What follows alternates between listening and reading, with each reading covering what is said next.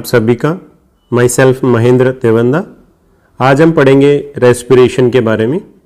Respiration में particular इस video में जो बात करेंगे उसमें मैकेनिज्म ऑफ रेस्पिरेशन यानी जो श्वसन की क्रियाविधि कैसे संपादित होती है उसके बारे में बात करेंगे। सबसे पहले ये बात हमें जानना है कि जो रेस्पिरेशन होता है वो कई प्रकार के माध्यम से हो सकता है, जिसके जैसे लंग्स के थ्रू हो सकता है, गिल्स के थ्रू हो सकता है, स्किन के द्वारा भी रेस्पिरेशन प्रोसेस होती है। इसके अलावा जैसे कुछ टोर्टोइज में क्लोइकल रेस्पिरेशन भी पाया जाता है। यहाँ पर हम बात करेंगे कि जो वायु है वो कैसे अंदर जाती है और कैसे बाहर वापस आती है। मीन्स इंस्पायरेशन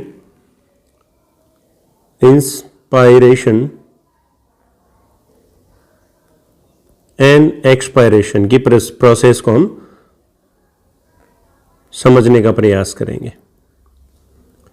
सबसे पहले ह्यूमंस में इसका पैसेज देखते हैं कि रेस्पिरेशन के लिए क्या पाया जाता है। सबसे बाहर की तरफ नोज पाए जा रहे हैं जो कि नेजल कैविटी में जिनकी ओपनिंग होती है। उसके बाद में जो फूड का और जो श्वास नली का एक कॉमन पार्ट होता है जिसको ओरोफेरिंक्स कह सकते हैं हम, ये जो भाग होता है ये ओरोफेरिंक्स होता है। इसके बाद में लैरिंक्स वाला भाग होता है। लैरिंक्स के बाद में ट्रेकिया है और ट्रेकिया के बाद में ये डिवाइड हो जाता है दो पार्ट्स में, right lungs and left lung में, यानी दायां और बायां लंग्स में ये डिवाइड हो जाते हैं। अब हम समझते हैं रेस्पिरेशन की प्रोसेस को कि रेस्पिरेशन में कौन कौन से ऑर्गन पार्टिसिपेट करते हैं और किस प्रकार की ये मैकेनिज्म होती है। The respiratory system consist of, इसमें रेस्पिरेटरी सिस्टम में होते हैं नोज, फेरिंग्स या हम सिंपल शब्दों में कहें थ्रोट जो गले वाला जो रीजन है, लैरिंग्स जिसको वॉइस बॉक्स के नाम से भी जानते हैं, ट्रेकिया जिसको विंड पाइप के नाम से जानते हैं, ब्रोंकाई एंड लंग्स, यानी फाइनली जो लंग्स है वो इसमें सबसे महत्वपूर्ण होते हैं। रेस्पिरेशन इज ए बायोमेटाबॉलिक एक्टिविटी, ये एक बायोमेटाबॉलिक एक्टिविटी होती है, एक जीव में घटित होने वाली एक उपापचयी घटना होती है in which oxygen is use for oxidation of food material and produce carbon dioxide. यानी इसमें एक्चुअली जो रेस्पिरेशन की जो प्रोसेस है, हमें रेस्पिरेशन की आवश्यकता क्यों पड़ती है, क्योंकि जो हमने जो खाया है खाना उससे जो फाइनली जो ग्लूकोज मॉलिक्यूल होता है उसको हमें ऑक्सीडाइज करना होता है, यानी उससे हमें जो एनर्जी बनाते हैं उस पूरी प्रक्रिया को जो जिसमें ग्लूकोज से हम उसके जो रिडक्टेज जो एंजाइम्स होते हैं उनके थ्रू हम जब एंजाइम ऊर्जा बनाते हैं तो वो हो पूरी रेस्पिरेशन की प्रोसेस है। और इस रेस्पिरेशन की प्रोसेस के थ्रू कार्बन डाइऑक्साइड का निर्माण होता है। अगर हम आउटलाइनिंग के रूप में देखें कि स्टेज ऑफ रेस्पिरेशन कौन कौन सी होती है, तो इसको हम एक तो कह सकते हैं एक्सटर्नल रेस्पिरेशन यानी बाहरी श्वसन, एक होता है इंटरनल रेस्पिरेशन यानी आंतरिक श्वसन, एक होता है सेलुलर रेस्पिरेशन यानी जो सेल के अंदर घटित होने वाला जो रेस्पिरेशन है उसके बारे में। तो एक्सटर्नल जो रेस्पिरेशन है उसमें हम सरल शब्दों में ये कह सकते हैं कि सांस लेने और उस सांस को छोड़ने की प्रक्रिया एक्सटर्नल रेस्पिरेशन है, जिसको हम ब्रीथिंग के नाम से भी जानते हैं। नेक्स्ट है इंटरनल रेस्पिरेशन।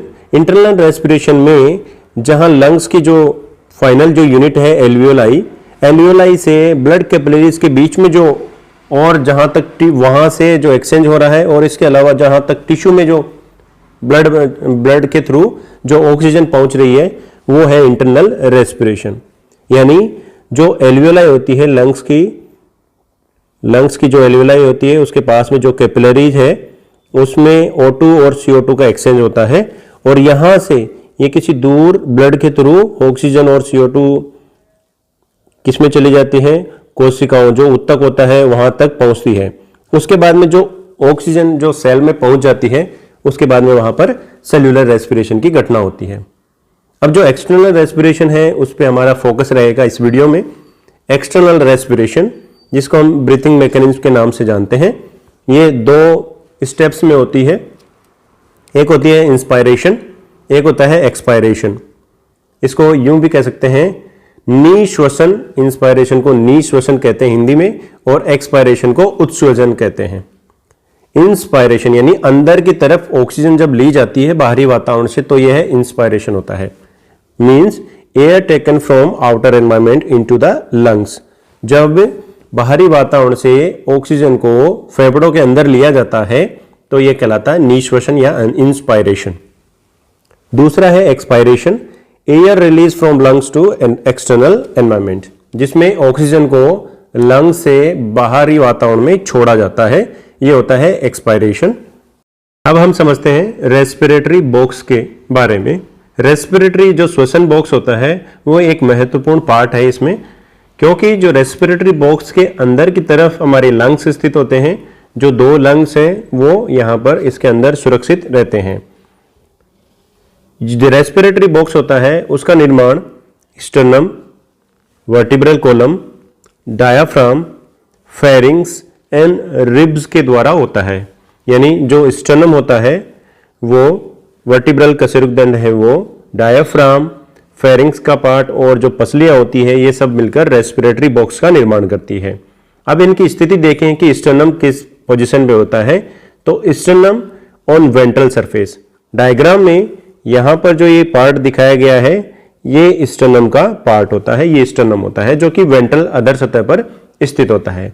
दूसरा जो भाग है वर्टिब्रल कॉलम, जहां से ये जो आपको यहां पर एक छोटा सा पार्ट इसके पीछे की तरफ स्थित होता है, ये होता है वर्टिब्रल कॉलम जो कि डोर्सल सरफेस पे स्थित होता है। आगे से जो हम सामने से जो देख रहे हैं वहां पर जो ये रिब्स जुड़ी हुई है स्टर्नम से और पीछे की तरफ ये जुड़ी हुई है वर्टिब्रल कॉलम से। नेक्स्ट इसके बाद में यहां पर मस्कुलर एक स्ट्रक्चर पाई जाती है, उसको कहते हैं हम डायाफ्राम, और ये डायाफ्राम यहां पर महत्वपूर्ण रोल प्ले करेगी रेस्पिरेटरी की प्रोसेस में। फेरिंग्स जो कि एंटीरियर सरफेस पे यहां पर फेरिंग्स का रीजन होता है, और इसके बाद में महत्वपूर्ण जो रिब्स हैं, जो 12 पेयर्स जो रिब्स हैं वो यहां पर इसको प्रोटेक्ट करने का भी काम कर रही है। रिब्स के बारे में देख लेते हैं क्योंकि रिब्स यहां पर महत्वपूर्ण रोल प्ले करेगी।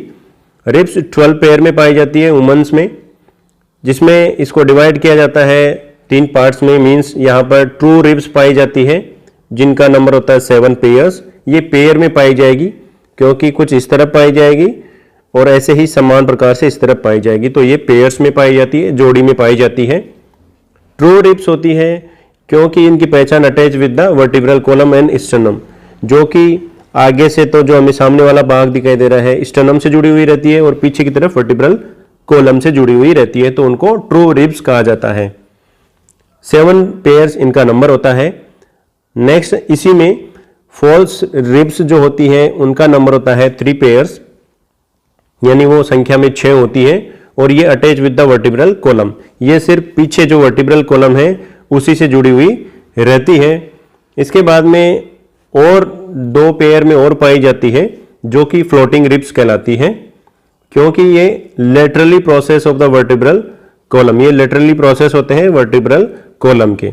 तो इस प्रकार 7, 3 एंड 2 पेयर, तो टोटल 12 पेयर रिब्स पाए जाते हैं। अब हम सबसे महत्वपूर्ण जो यहाँ पर है वो जो ये रिब्स हैं उनके बीच में मसल्स पाई जाती हैं, यानी जो मांसपेशियां हैं वो पाई जाती है, उनको समझते हैं। Every 2 ribs have intercostal muscles. जो रिब्स हैं 2 रिब्स के बीच में मसल्स पाई जा रही है जिनको इंटरकोस्टल मसल्स कह रहे हैं। इनके 2 प्रकार होते हैं, 2 टाइप्स होते हैं। एक होता है एक्सटर्नल इंटरकोस्टल मसल और दूसरे टाइप की जो मसल्स होती है उनको कहते हैं इंटरनल इंटरकोस्टल मसल्स, यानी external intercostal muscles and internal intercostal muscles. ये मसल्स पाई जाती है जिससे इस जो ये रिब्स जो केज है उसका जो आयतन है वो बदलेगा। उस प्रोसेस को हम समझने का प्रयास करते हैं।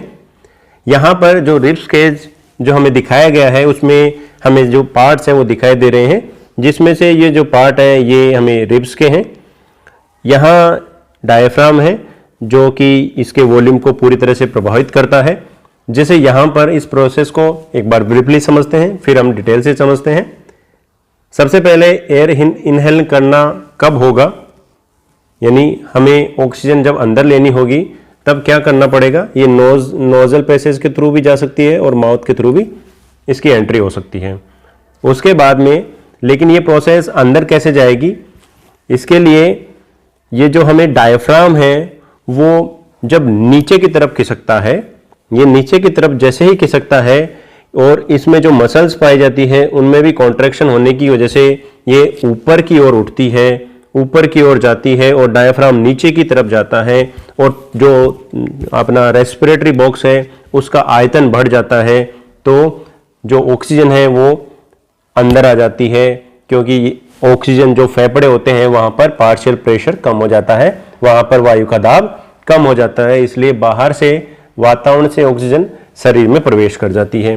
दूसरा जो भाग है जिसमें ऑक्सीजन को हमें बाहर निकालना होता है, इसमें जो हमारा डायफ्राम है, आप एरो के निशान से समझ पा रहे होंगे कि ये ऊपर की तरफ खिसकता है, जिसकी वजह से इस पूरी जो रिब्स के जो है हम यूं कहें कि इसका जो रेस्पिरेटरी बॉक्स है उसका वॉल्यूम कम होगा। साथ ही साथ इसके वॉल्यूम कम करने के लिए जो इसकी रिब्स है वो भी, उसमें भी कॉन्ट्रैक्शन होने की वजह से इसका भी आयतन कम करने में मदद करती है। तो जितनी इस पे प्रेशर लगेगा फेफड़ों के ऊपर और ये एयर को बाहर कर देते हैं। अब एक एक प्रक्रिया को हम समझते हैं। सबसे पहले इंस्पायरेशन की प्रोसेस को समझते हैं, यानी जो सांस अंदर लेने की जो प्रक्रिया है उसके बारे में समझते हैं। पहली इंपॉर्टेंट बात तो ये है कि ये एक एक्टिव प्रोसेस है, यानी हम सांस नॉर्मली ये गति नहीं कर सकते, हमें ये एक्टिव प्रोसेस है, सक्रिय प्रक्रिया है, तो हमें इसको लेना पड़ता है, यानी हमें सांस अंदर लेने की आवश्यकता पड़ती है। तो ये एक एक्टिव प्रोसेस है, एक्टिव का यहाँ पर ऊर्जा की आवश्यकता पड़ती है। इसमें क्या होता है, स्टेप टू स्टेप समझते हैं। फर्स्ट में क्या होता है, एक्सटर्नल इंटरकोस्टल मसल्स कॉन्ट्रैक्शन। जो एक्सटर्नल इंटरकोस्टल जो मसल्स है उनमें संकुचन होता है, जिससे क्या होता है, ribs move on upper side. जो यहां पर डायग्राम में देखिए, ये जो डायग्राम में आपको ये जो रिब्स दिखाई दे रही है, ये रिब्स जब इनमें जो यहां पर जो मसल्स दिखाई दे रही है, इनके बीच में जो मसल्स है दो रिब्स के बीच में, उनमें कॉन्ट्रैक्शन होने की वजह से ये ऊपर की ओर मूव करती है। कौन? रिब्स मूव करती है। एक्सटर्नल इंटरकोस्टल मसल्स में कॉन्ट्रैक्शन होने से रिब्स मूव करते हैं अपर साइड में, एंड जो स्टर्नम होता है वो मूव करता है एंटीरियर की साइड में, जो एंटीरियर साइड में है वहां पर मूव करता है। यहां पर डायग्राम में हमें पता चल गया कि ये है जो मसल्स है एक्सटर्नल इंटरकोस्टल मसल्स, इनमें जब कॉन्ट्रैक्शन होता है तो आप देख रहे होंगे जो रिब्स है वो ऊपर की तरफ मूव करती है। इसके अलावा जो एक और महत्वपूर्ण स्ट्रक्चर है डायाफ्राम, उसके बारे में समझते हैं। Initially diaphragm is dome shape. जो डायाफ्राम शुरू में जब नॉर्मल सिचुएशन में डोम शेप होता है, यानी गुंबद के आकार इस तरह से होता है, या इस डायग्राम में यूं समझे कि इस तरह का होता है, ये इस तरह का होता है, and convert into the flat. जैसे ही ये कॉन्ट्रैक्शन होता है इन मसल्स में तो ये फ्लैट हो जाता है, यानी इस तरह से वह चपटा हो जाता है। हम इसको यूं कंपेयर करें कि इस तरह का हो जाता है ये, जिससे क्या होता है, increase volume of the thoracic cavity. जो वक्ष गुहा है उसका थोरेसिक कैविटी है उसका आयतन बढ़ जाता है, और इससे क्या होगा, जब ऑल ओवर पूरी थोरेसिक कैविटी का जब आयतन बढ़ चुका है, सो air enter into the lungs. So air जो वायु है वो अंदर प्रवेश कर देगी, और इस समय जो फेफड़े होते हैं वो एक सक्शन पंप की तरह काम करते हैं, एक जहां से बाहर से सीधे अंदर की तरफ ऑक्सीजन आ रही है। डायग्राम में भी हमें इस बात से समझ में आ रहा है। अब हम समझते हैं सेकेंड प्रोसेस को, एक्सपायरेशन, जिसमें हमें ऑक्सीजन या बाकी जितने भी गैसेस हैं उनको बाहर छोड़ना है। ये एक इनएक्टिव प्रोसेस है, मीन्स आप अगर सांस को रोक बीते हैं तो थोड़े समय बाद में आपको घुटन महसूस होती है, तो आप ऑटोमेटिक वो जो ऑक्सीजन का जो प्रेशर है वो बाहर की तरफ रिलीज हो जाता है। ये एक इनएक्टिव प्रोसेस है। इसमें क्या होता है, contraction in internal intercostal muscles. जैसे कि इंस्पायरेशन में एक्सटर्नल इंटरकोस्टल मसल्स में कॉन्ट्रैक्शन हो रहा था, यहां पर इंटरनल इंटरकोस्टल मसल्स में कॉन्ट्रैक्शन होता है। ये ठीक इंस्पायरेशन की विपरीत प्रक्रिया है, अपोजिट प्रक्रिया है, जिसमें क्या होता है, ribs move on down side. जैसे ही कॉन्ट्रैक्शन होता है रिब्स वापस नीचे की तरफ मूव करते हैं, और जो स्टर्नम होता है वो पीछे की तरफ जाता है।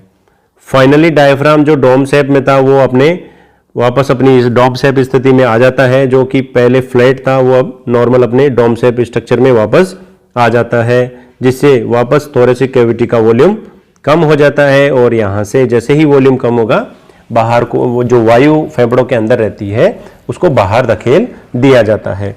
सरल शब्दों में यह प्रक्रिया एक्सपायरेशन है।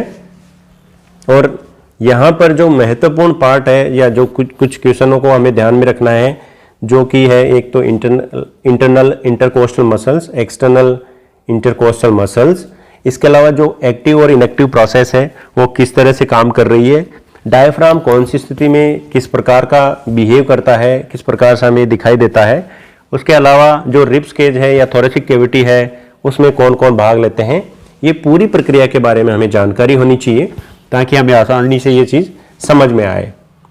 ये थी पूरी मैकेनिज्म। ये है ह्यूमंस के लंग्स, जिसमें राइट एंड लेफ्ट पार्ट जो दिखाए गए हैं।